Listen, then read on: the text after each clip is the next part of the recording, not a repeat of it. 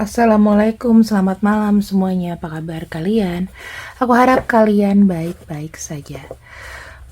Untuk tema kali ini adalah apa yang tertutup dari dirinya.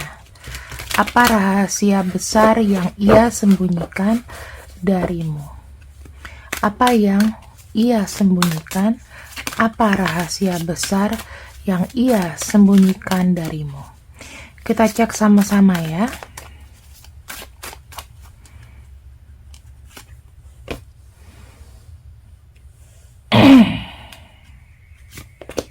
Oke.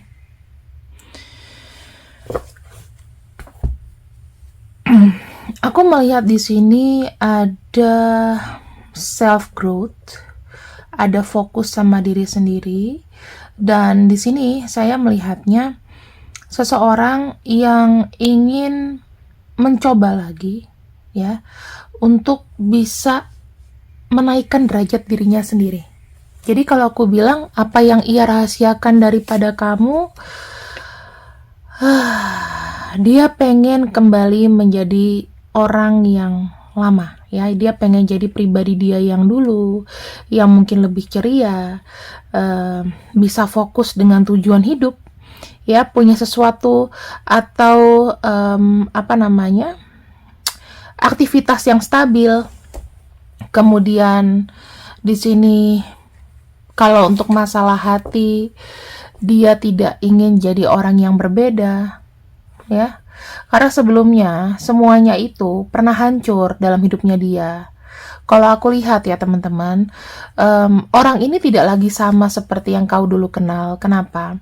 Karena memang ada blocking di sini. Dia tuh kayak selalu lari dari blocking. Jadi dia tuh selalu berusaha untuk keluar dari blocking.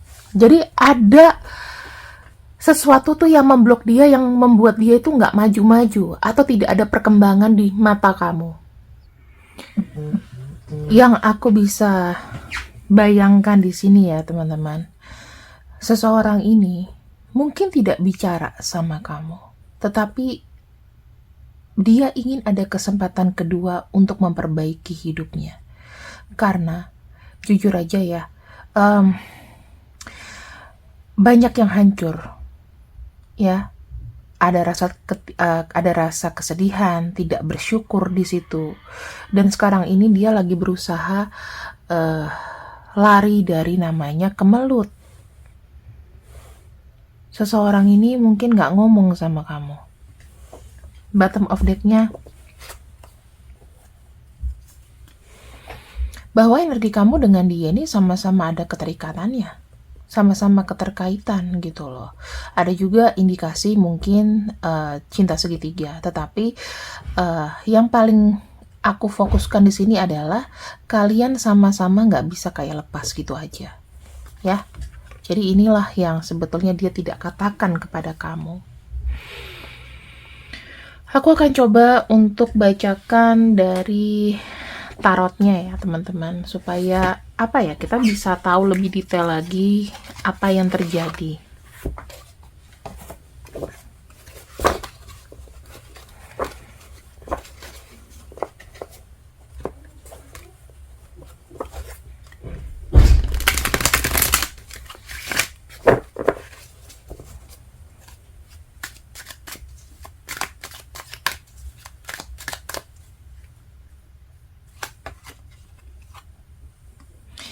Six of Pentacles, yang kamu mungkin gak ngeh, dia ada rasa ketergantungan sama kamu. Ya bisa jadi ketergantungannya ya minta dibantu sedikit-sedikit, atau mungkin dia butuh kamu. Karena kalau saya lihat Six of Pentacles di sini tuh lebih kayak menunjukkan adanya welas asih gitu loh. Mengharap kamu tuh mengerti keadaan dia sekarang. Jadi kamu gak bisa kayak meminta atau mengepush dia untuk melakukan hal-hal yang di luar dia bisa. Kartu Eight of Wands di sini. Aku kayak ngelihatnya gimana ya? Ada rasa capek sebetulnya bergantung terus. pengen mandiri. Karena jujur aja dalam kondisi dia yang sekarang, dia nggak bisa kayak bangkit sendiri. Bukan tipe-tipe yang dia bangkit sendiri, memiliki akal sendiri, memiliki kekuatan sendiri. Manusia tuh diciptakan di dunia ini beragam ya teman-teman. Jadi ada orang yang bisa memang bangkit tanpa bantuan siapapun, atau di sini ada yang bisa bangkit ya memang harus dipush atau didorong. Tipe-tipe dia adalah orang yang harus dipush atau didorong. Harvest ya, ini bicara mengenai apa yang bisa dia capai gitu. Dia tuh pengen ada kelimpahan yang dihasilkan dari dirinya sendiri. Yang aku bisa lihat ya, apapun jenis bantuan kamu, apapun usaha dia, diharapkannya nantinya nih akan enak gitu, nantinya akan ada hasilnya.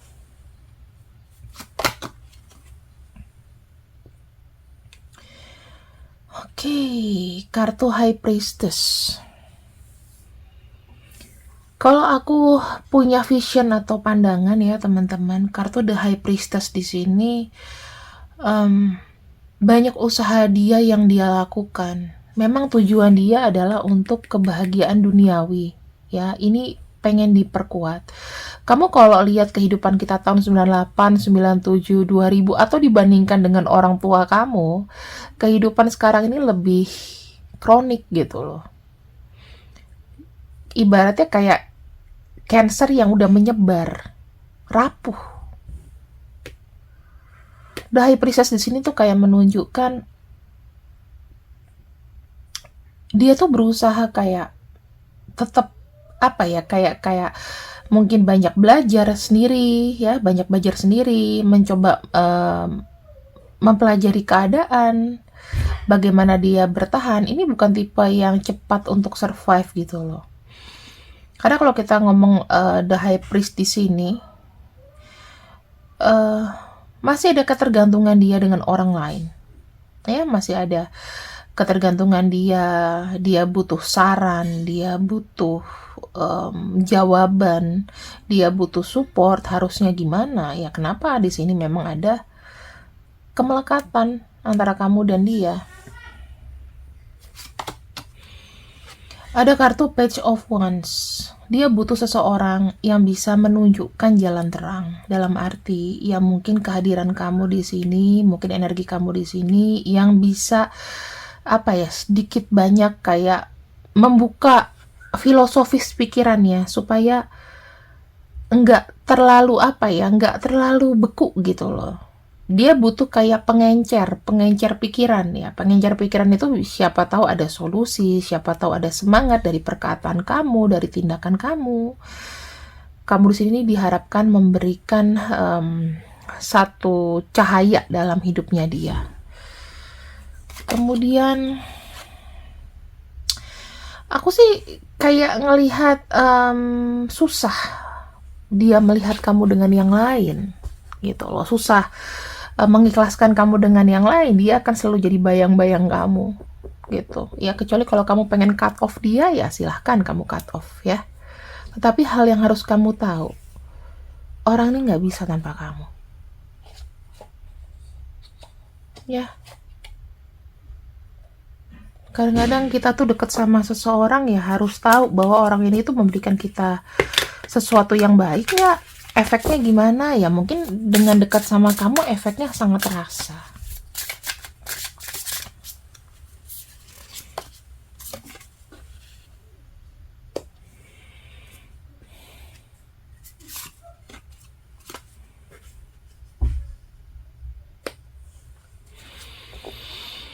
Dia ingin kamu tuh apa ya, percaya. Dan kalau aku lihat forgiveness di sini tuh bukan memaafkan, tapi aku lebih mengambil artinya untuk memahami dan memaklumi. Itu yang dia mau dari kamu, memahami dan memaklumi bahwa dia tuh punya ketakutan sendiri dalam hubungan ini. Entah ketakutan itu kehilangan kamu, entah tiba-tiba kamu tinggalkan ya.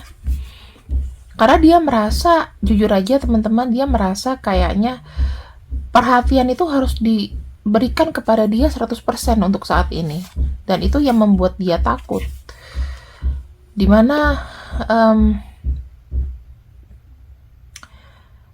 dia tuh kayak ngerasa juga, mungkin dia merasa kayak dia terlalu banyak membebanimu gitu loh. Terlalu banyak memberikan maksudnya banyak bergantung sama kamu, minta tolong sama kamu dikala kondisi kamu seperti ini.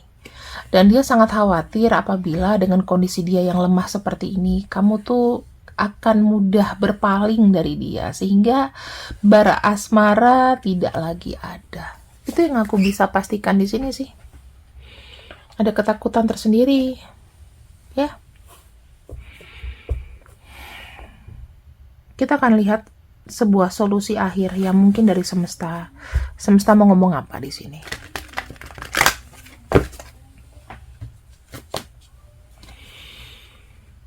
Ya, untuk kebaikan kalian berdua harus ada sebuah pembatasan ya, kalau aku lihat. Memang kita memaklumi, kadang-kadang kita nih harus berada dalam situasi suka dan duka. Ya, dalam satu hubungan harus ada suka dan duka, tetapi harus dipilah-pilah gitu loh. Dipilah-pilahnya ya, mana yang memang tidak harus menjadi bagian tanggung jawab kamu, mana yang harus kamu tolong, mana yang kamu nggak bisa, yang nggak usah dipaksakan. Gitu loh. Kadang-kadang keinginan kita untuk memiliki seseorang membuat kita tuh kayak buta. Pastikan ya, kamu tuh juga tenang gitu. Kamu juga ada rasa ikhlas dalam menolong dia, membantu dia, memberikan arahan kepada dia, itu harus ikhlas. Jangan kamu di sini membantu dia dalam keadaan kamu yang lagi redup. Ya nggak bisa.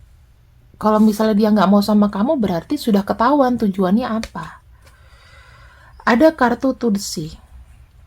Ada saatnya kamu itu harus merenung juga, teman-teman.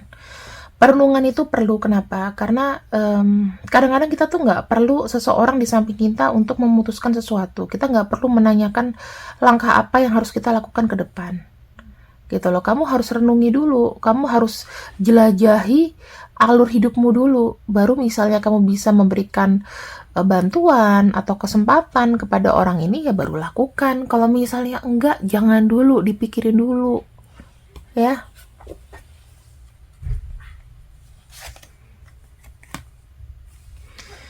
Jangan sungkan-sungkan untuk bicara. Misalnya kamu keberatan, aku udah nggak bisa lagi deh kayaknya, karena aku kondisiku juga nggak ini. Kalau dia tidak mengerti, sudah, nggak usah banyak ngomong, nggak usah memaksa dia untuk cinta sama kamu, sayang sama kamu. Ya buat apa sayang tapi kalau ngerogotin kan? Intinya, hubungan seperti ini, hubungan yang berat sebelah, itu harus ada perasaan happy-happy, harus ada perasaan senang. Ya jika memang aku mau bilang gini, apapun yang menjadi tanggungan orang lain, kecuali darah dagingmu, kecuali orang tuamu yang punya tali darah sama kamu, itu kamu gak usah terlalu involve, atau kamu terlalu, kalau aku bisa bilang, terlalu khawatir gitu loh.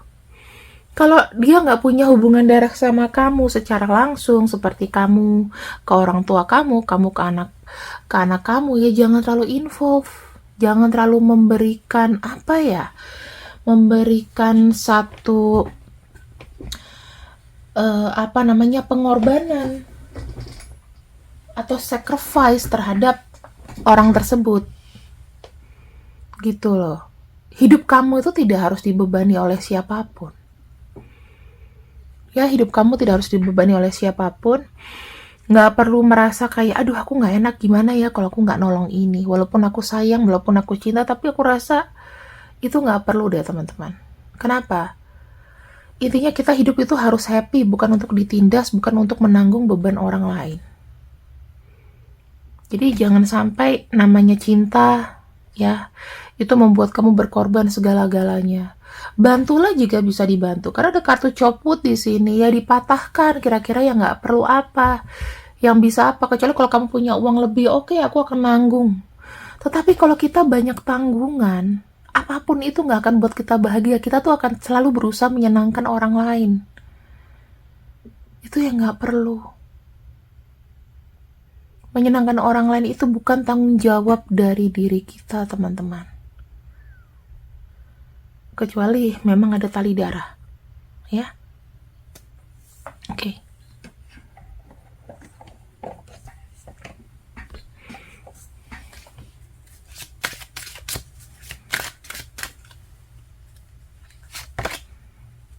Nih, children, ya, kalau kamu punya anak, kamu harus perhatian sama anak kamu. Kamu harus lebih memprioritaskan anak kamu. Atau kalau kamu belum punya anak, atau kamu juga pengen tahu apa solusi selanjutnya adalah sayangi inner child kamu.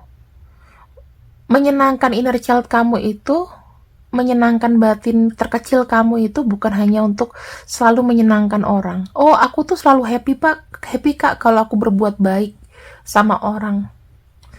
Berbuat baik sama orang apa? Kemanusiaan atau apa? Atau memang karena kamu nggak mau kehilangan dia? Kalau kemanusiaan, kita nolong anak-anak terlantar, anak-anak yatim, anak-anak di Palestina misalnya. Itu baru namanya kemanusiaan. Tidak ada kayak keharusan atau misalnya kewajiban yang dipaksakan. Itu keikhlasan. Tapi kalau misalnya memang di sini untuk cinta, biasanya itu keterpaksaan. Biasanya antara kita ikhlas nggak ikhlas, tapi kita harus kasih. Kayak harus ditekan gitu loh. Ya, jangan mau kamu tuh ditekan. Jangan mau kamu tabunganmu habis hanya untuk seseorang ini agar bisa di samping kamu. Bagaimana kamu menyenangi inner child kamu dulu? Kamu harus mengikuti kata hati kamu. Misalnya aku nggak mau ngasih, ya jangan kasih. Gitu loh. Kenapa kamu nggak mau kasih, sayang aku lagi butuh gini? Kamu bisa usaha sendiri nggak? Aku bukan orang tua kamu. Kamu minta ke orang tua kamu, jangan ke aku.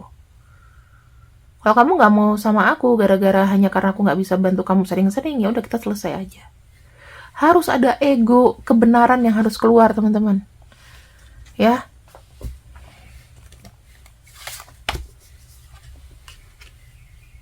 Nih, prioritaskan dirimu dulu. Kalau kamu punya hutang, kalau kamu punya keperluan, kalau kamu punya sesuatu untuk diwujudkan, please, itu dijalani dulu, diprioritaskan dulu daripada kamu menolong orang lain. Jangan sampai kamu ngutang buat dia, pay later kamu dipakai buat keperluan dia, untuk beli barang-barang untuk dia. Jangan ya. Aku nggak suka yang kayak gitu. Pasangan yang memanfaatkan, dan ini banyak sekali. Kamu tau nggak, orang yang memanfaatkan kita itu sekarang kan membuat kita nggak laku. Padahal sebetulnya kalau kita sendiri pun kita nggak masalah di tahun 2024 ini. Nggak ada yang peduli kamu single maupun double. Kamu harus punya pasangan. Kamu punya paradigma aja dari orang-orang. Kalau misalnya gini, kamu disuruh dapet jodoh gitu. Tapi kalau jodohnya yang kamu kenal brengsek semua, gimana? Mau dipaksain menikah sama yang begitu? Kalau aku lebih prefer single. Kalau masalah anak gimana kak? Gampang. Kalau kamu di sini nggak punya pasangan, kamu boleh ngambil anak angkat. Kamu cari latar belakang keluarganya, cari dulu supaya apa? DNA-nya bagus. Gitu loh. Ya, karena biarpun gitu, mau kita mengangkat anak, itu sifat kebiasaan dari orang tuanya itu akan kebawa ke anak. Kita harus mengarahkan. Tapi kalau misal udah gen itu udah susah. Patient please, harus ada kesabaran ya. Apa yang kamu minta akan datang ya, itu akan datang sama kamu. Tetapi apa teman-teman, kamu tuh harus fokus. Kesabaran kamu itu harus ada batasnya juga gitu loh. Harus happy dulu dengan hidup kamu, harus yakin dulu sama hidup kamu. Masalah menunggu dia sampai sukses, menunggu dia sampai bangkit lagi, itu up to you semuanya. Tetapi aku hanya ingin yang simple-simple aja. Bahagiakan diri kamu dulu, baru membahagiakan siapapun itu. Prioritasin dulu orang tua kamu, anak kamu, ya. Jangan yang lain-lain. Oke. Ini mungkin kamu harus mikir-mikir kalau nama ini muncul, apakah dia terlalu banyak membebanimu. Mulai sekarang, ayo dicop-cop itu artinya dipilah-pilih mana yang bisa kau lakukan dan mana yang tidak ya. Belajar berkata tidak, jangan iya terus. nanti dimanfaatin. Aku udah pernah jadi pusat pemanfaatan sampai hilang miliaran. Ya karena iya terus. Aku nggak mau itu kejadian sama kalian. Oke? Terima kasih yang sudah tradinganku untuk malam ini. Aku harap kalian suka dengan pembacaanku. See you when I see you. I love you. Bye-bye.